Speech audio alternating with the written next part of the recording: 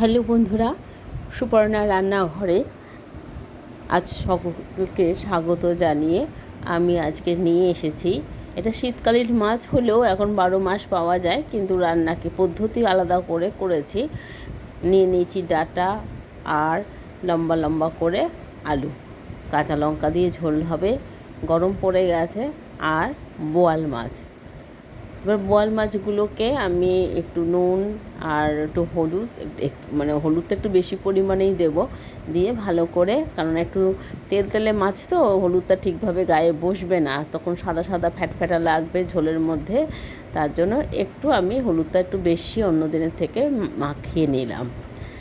কিছু টিপস তো সবসময় থাকে, এটাও একটা ছোট্ট হালকা টিপস, এছাড়াও থাকবে হয়তো আস্তে আস্তে। এবার এই রান্নাটাকে, একটা টিপস এই রান্নাতে দিয়ে দেবো। আচ্ছা, এবার আমি আলুটাকে তো ভাপিয়ে কেটে রেখেছি, এবার ভাপানোর জন্য লম্বা লম্বা করে আলু কেটে নিয়েছি। এবার একটু নুন আর জল দিয়ে আলুটাকে ভাপিয়ে সরিয়ে রেখে দেবো ঢাকা দিয়ে।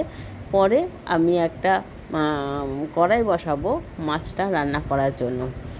সর্ষের তেলে রান্না হবে। এবার কড়াইয়ে তেল গরম হয়ে গেলে আমি একে একে মাছগুলোকে ভেজে নেব।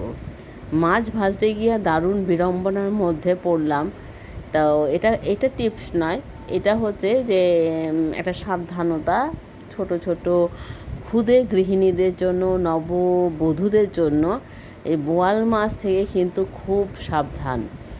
এটা বা অনেক মাছই ফোটে, কিন্তু বোয়াল মাছ সাংঘাতিক। আমি একদম একটুখানি ফাঁকা রেখেছি যাতে মাছটা ভেতর থেকে সেদ্ধ না হয়ে যায়। সেখানে মাছটা এমনভাবে ফুটেছে যে আমার পুরো হাতকে জ্বালিয়ে দিয়েছে, জ্বলে যাচ্ছে রান্না করতে গিয়ে। তো কি করব, মাছ ভাজা বসিয়ে দিয়ে সেই স্থানে একটুখানি পোড়া স্থানে একটুখানি যাতে ঠান্ডা হয়, সেই জ্বলন থেকে একটু মুক্তি পাওয়ার জন্য একটু পেস্ট লাগিয়ে নিলাম, দাঁত মাজার পেস্ট লাগিয়ে নিলাম। পেপারমেন্টযুক্ত পেস্ট হলে আরও ভালো হয়। তো সেটা লাগিয়ে নিয়ে মাছগুলোকে দেখতেই পাচ্ছেন আপনারা বা আপনি সবাই, যে আমি একদম একটুখানি হাফ ইঞ্চি করে কড়াই খোলা রেখেছি, তাতেও এইভাবে ফুটেছে। ভেতরে তো ফুটতে ফুটতে পুরো সারা রান্নাঘর তেল কড়াই ছাড়া হয়ে যেত। ওইভাবে আছে বলে তেলটুকু বেঁচে রয়েছে। দিয়ে দিয়েছি কাঁচা লঙ্কা, আলুগুলোকে একটু করে নিয়ে ভেজে নিয়ে তারপর কাঁচা লঙ্কা দিয়ে দেবো।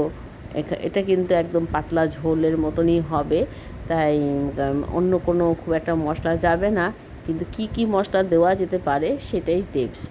কালো জিরে দিয়ে দিলাম, এটা ফোড়ন হিসেবে গেল। এবার যেরকমভাবে আমরা একটু হলুদ আর নুন দিই সেইভাবে সেইগুলো দেব, কিন্তু তার আগে ডাঁটাটাকে একটু কষিয়ে নিতে হবে। তা ডাঁটাটা আগে সেজন্য দিয়ে দিলাম, ডাঁটা দিয়ে একটু হলুদ আর নুন এটা কিন্তু পরিমাণ মতো দিয়ে দিতে হবে। এবার যারা নতুন গৃহিণী বা ঝোলটা কতটা রাখবেন বুঝতে পারছেন না, তারা কিন্তু নুনটা চট করে প্রথমবারই একবার আন্দাজ মতো দেওয়ার চেষ্টা না করেই ভালো। ও পরে টেস্ট করে একটু কম দিয়ে পরে টেস্ট করে দেখা যেতে পারে, তখন সেই হিসেবে জল কমানো যেতে পারে, বাড়ানোও যেতে পারে। আমি কিন্তু সিমে রান্না করছি, এই যে দেখে নিন কীভাবে আমার হাতটা কতখানি আমার ছিটে এসে পুড়ে গেছে। ও মা, আমি এটা জাস্ট ছোটো গৃহিণীদের জন্য, ক্ষুদে গৃহিণী যারা আমাদের মতন বা আমাদের থেকে কম বেশি, তারা তো জানেন যে বোয়াল মাছ ফোটে। সবার বাড়িতে বোয়াল মাছ খায় না, যেমন আমার বাপের বাড়িতে বোয়াল মাছ খায় না।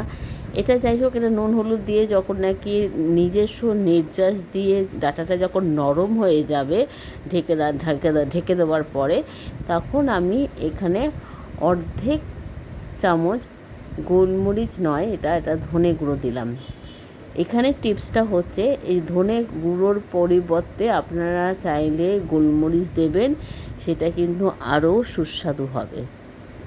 এবং আমি পরের দিন যে রান্না করেছিলাম 2-1 দিন বাদে, সেটাতে কিন্তু গোলমরিচ দিয়েছি।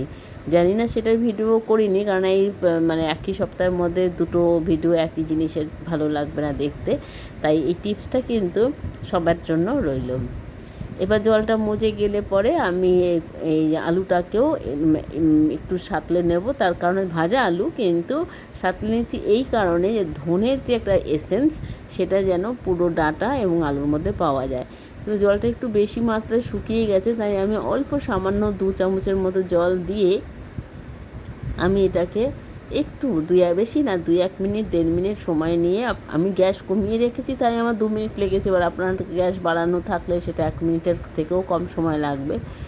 এবার এটাকে একটুখানি সাঁতলে নিয়ে তারপর যে যার বাড়ির মতন পরিমাণ মতন জল দেবেন। ঝোল মানেই যে অনেক জল বা কম জল কোনো ব্যাপার না, যে যেরকম পছন্দ করেন সেইভাবে দেবেন। আর ছোটো টিপসগুলো এরকম রান্নার মাঝে মাঝে যে দেওয়া হয় সেগুলো আপনারা যদি কিছু জানেন এক্সট্রা কমেন্ট বক্সে অবশ্যই পাস করবেন। আমি তো প্রথম থেকেই বলছি যে আমি নিজে যেমন জানাই এবং অন্যদেরও কাছ থেকে আমি জানতে চাই। তো যাই হোক, এইভাবে ঝোলটা যখন টকবক করে ফুটে আসবে সেই সময় আমি একে একে মাছ দিয়ে দেবো। এই পর্যায়ে আপনারা চাইলে এখন একটু গোলমরিচের গুঁড়ো দিতে পারেন, আর যদিও আমি এটাতে দিইনি, কিন্তু এই যে ধনের গুঁড়ো দিয়েছি তার পাশাপাশি একটু, আর যদি ধনের গুঁড়োকে স্কিপ করে গোলমরিচ দিতে চান তাহলে ডাঁটা যখন দিচ্ছেন তখনই দিয়ে দেবেন, তাতে কাঁচা লঙ্কাটাও কম লাগবে আর খেতেও সুন্দর হবে। ভালো থাকবেন, সাবস্ক্রাইব লাইক করবেন। নতুন বন্ধুরা শুভেচ্ছা, পুরনো বন্ধুদের অনেক ভালোবাসা।